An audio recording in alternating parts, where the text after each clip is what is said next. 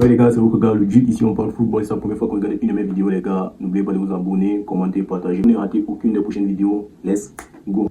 Moi je suis là entre les Lions et les éléphants de la Côte d'Ivoire les gars, c'est une très grosse performance des deux équipes les gars, vraiment ce match, vraiment si vous n'avez quelqu'un n'a pas vu ce match, vraiment je pense qu'il a manqué beaucoup de choses les gars, parce que ce match était vraiment, comme on dit, intense. Box to box les gars, c'était vraiment box to box. On a vraiment mis deux bonnes sélections les gars, deux bonnes sélections nationales et vraiment les gars se sont donnés à fond les gars. Les gars ils sont donnés à fond, on sentait qu'à tout moment ça pouvait basculer des deux côtés les gars, des deux côtés à tout moment le match pouvait basculer les gars. Le match a commencé, on a vu une équipe de la Côte d'Ivoire qui pendant les 15 premières minutes posait le ballon, essayait de proposer des choses.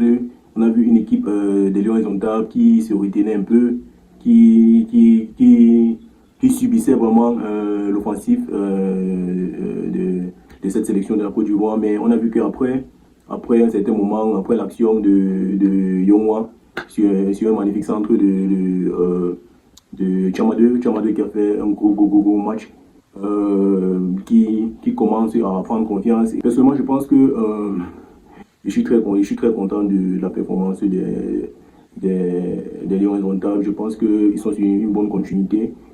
Ils nous ont confirmé ce qu'ils nous ont montré face au Gabon et je pense que cette équipe va monter en puissance au fil des matchs. Ils vont vraiment monter en puissance et c'est une très bonne chose. J'aimerais vraiment saluer le match de Nounou Tolo en défense. Nounou Tolo, on a également Junior Koto qui ont fait un costaud match. Même comme je dirais que chez Malone qui n'a pas vraiment été à la hauteur de ce match. C'est vrai que bon, il ne sait pas. Il avait beaucoup de déchets techniques.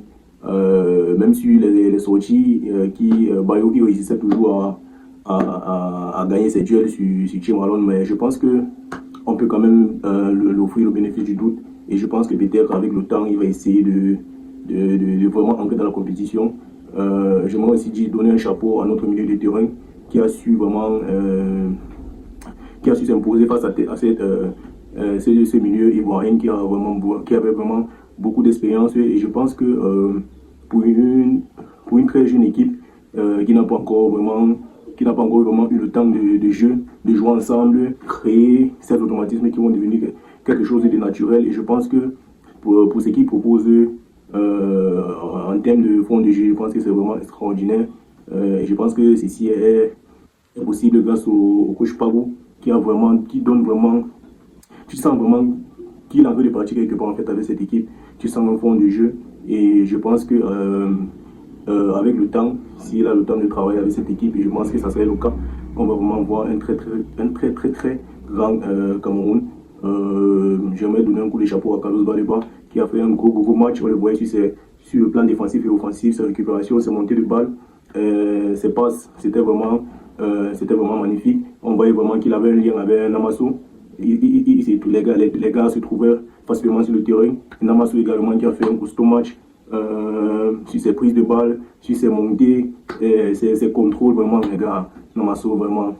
Je n'arrive pas à y croire qu'un joueur pareil comme Namasso était sur le banc, sur la réserve avec Marc Brice.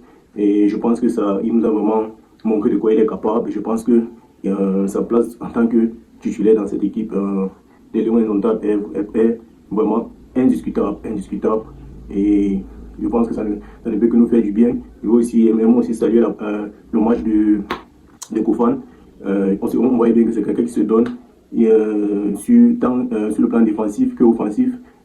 Et bon, je pense qu'il n'a pas vraiment. La défense de la Côte d'Ivoire était vraiment très posée et très vigilante parce que c'est un attaquant qui n'a pas besoin d'assez d'occasions pour ouvrir son compteur. On l'a vu sur la seule action concrète qu'il a eue et c'était un coup de poteau. Chance que pour le portier ivoirien qui a quand même pu dévier ce ballon qui a tapé la barre transversale.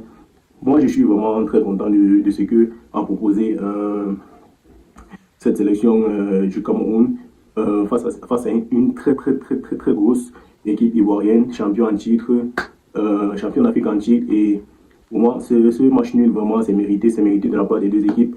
C'est mérité, c'est vrai qu'on aurait dû faire plus ou tuer le match à la fin du match. Et c'est dommage parce que on devrait pouvoir avoir un 2-1 avec ce Barça contre-attaque avec la passe ratée de Etaillon.